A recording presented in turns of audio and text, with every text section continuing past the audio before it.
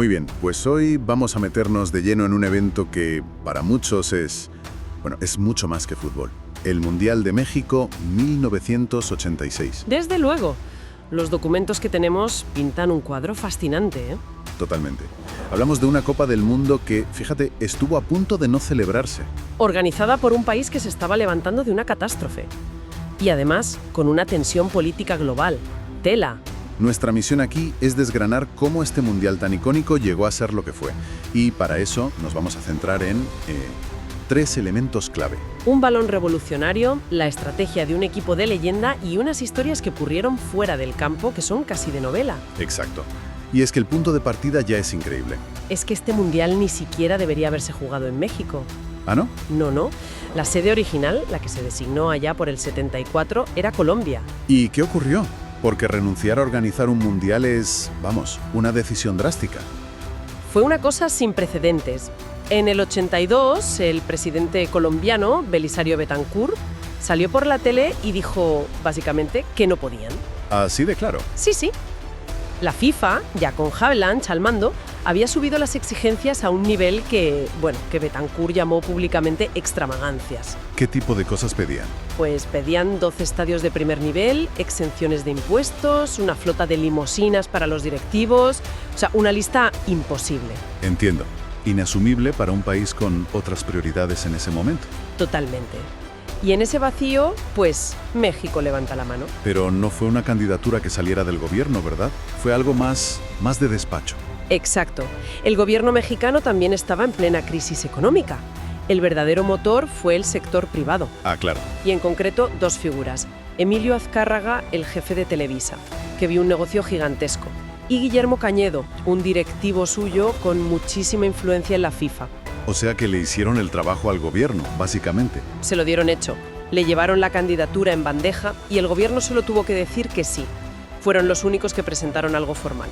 O sea que la resiliencia de este Mundial empieza mucho antes de su mayor prueba. Uf, ¿y qué prueba?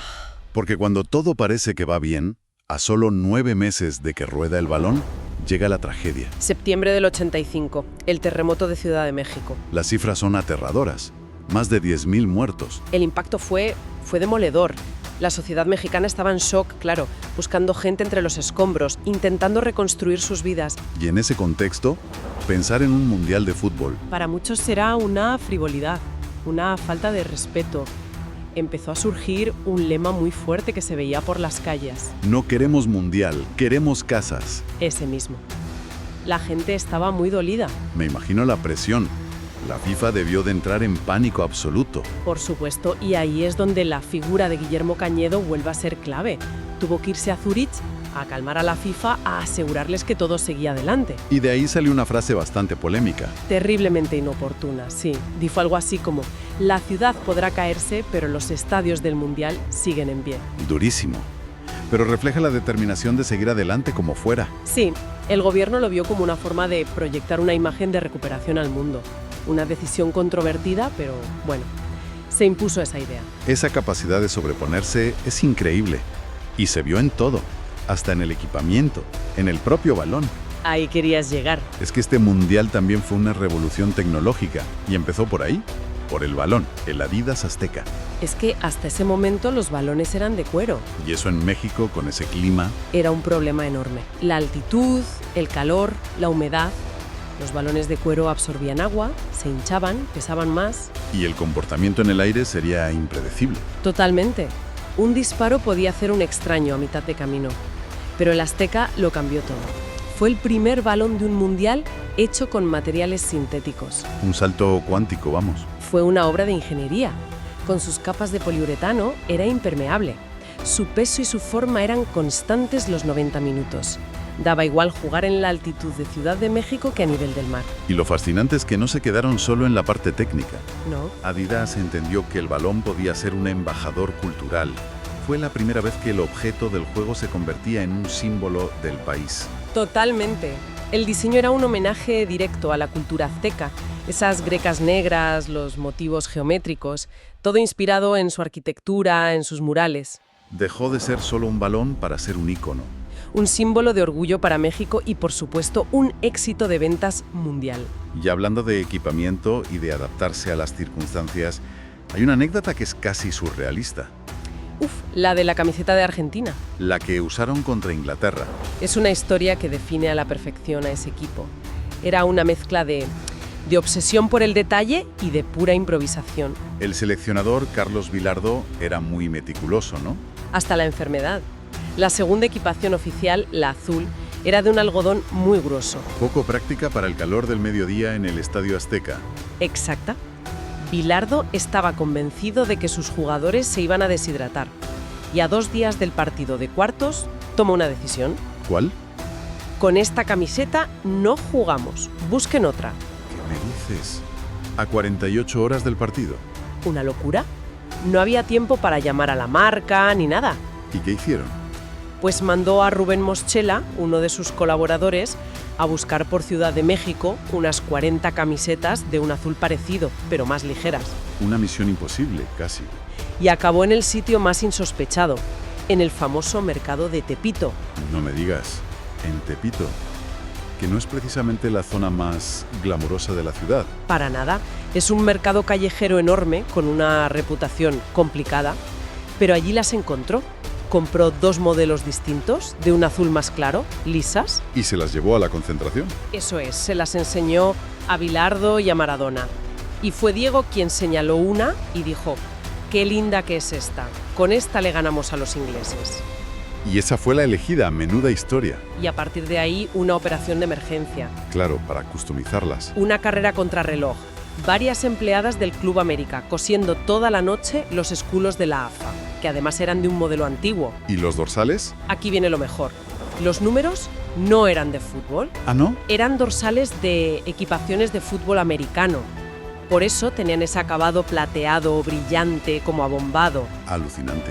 O sea que Argentina jugó uno de los partidos de su historia con una camiseta de mercadillo y dorsales de otro deporte. Es una metáfora perfecta de aquel equipo. Hablemos entonces de los arquitectos de esa historia, porque esa selección no era solo Maradona, estaba Vilardo. Sin duda, fue un revolucionario. El hombre que implantó y perfeccionó el sistema 3-5-2, que entonces era muy criticado en Argentina.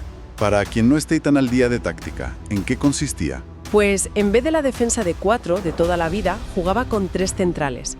Uno más retrasado, el líbero, y 2 marcadores muy agresivos, los stoppers. Y por delante, a poblar el centro del campo. Exacto, una línea de 5 para ahogar al rival y lanzar contraataques rápidos. Era un sistema muy pragmático.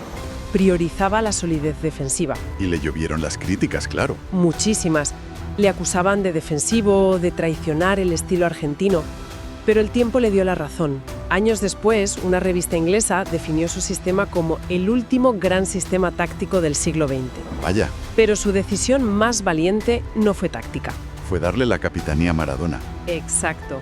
Se la quitó a Daniel Passarella, el gran capitán del 78. Un líder con un peso enorme. Una apuesta arriesgada. De todo o nada. Vio que Maradona era un genio y decidió construir todo el equipo a su alrededor. Y fue un acierto histórico. Y a esa meticulosidad táctica, Vilardo le sumaba un mundo de supersticiones, de cábalas. Era una parte fundamental de su método. Creía que la cohesión del grupo era tan importante como la táctica. Tenían todo un ritual. Por ejemplo, Pues el día antes de los partidos, todo el equipo comía hamburguesas. Antes de salir al campo, un jugador tenía que hacer un surco en la línea de medio campo y enterrar un caramelo de menta. un caramelo. Sí. Y el portero, Pumpido, tenía que ser siempre el último en salir del vestuario después de ir al baño. Suena a manía, pero supongo que a ese nivel de presión, cualquier cosa que te dé sensación de control ayuda. Para ellos era una rutina sagrada. Creaba unidad, control. Para Vilardo todo sumaba para ganar. Y toda esa preparación, táctica y mental, desemboca en el partido contra Inglaterra. Un encuentro que era mucho más que fútbol por el conflicto de las Malvinas, de solo 4 años antes. La tensión tenía que ser palpable. Absolutamente. La prensa mexicana, además, echó leña al fuego. Lo llamaron la segunda versión de la Guerra de las Malvinas. Vaya. Para los jugadores argentinos, sobre todo para los que por edad podrían haber combatido, no era solo un partido, Era una especie de reparación simbólica a través del deporte. Y en ese escenario de máxima tensión, Maradona pinta sus dos obras maestras, La mano de Dios y El gol del siglo. En apenas 5 minutos. Es el resumen perfecto de su figura, la picaresca del tramposo y el talento puro del genio. Del segundo gol, el del siglo, hay detalles que lo hacen aún más legendario. Sí. Por ejemplo, el defensa inglés Terry Fenwick, uno de los que dribla Maradona, tenía una tarjeta amarilla desde el principio del partido. Y claro, Años después, admitió que no se atrevió a hacerle una falta táctica por miedo a que lo expulsaran. una decisión que cambió la historia del fútbol. Y hay otro factor. El césped del Azteca. Estaba fatal, lleno de baches. El balón botaba mal. Lo que hace aún más increíble ese control del balón. Es que es casi sobrehumano. Burruchaga, su compañero, dijo que él, en la final, intentó una carrera parecida y apenas pudo tocar el balón 3 veces porque era incontrolable. Y Maradona lo llevó cosido al pie. Increíble. Y así llegamos a la final. Argentina contra la siempre temible Alemania Federal. Y no fue un paseo, ni mucho menos. Argentina se adelanta 2-0. Parece que lo tiene hecho. Parecía. Goles de Braun y Valdano. Pero claro, Alemania es Alemania. Nunca se rinden. Y en 7 minutos, entre el 74 y el 81, empatan el partido.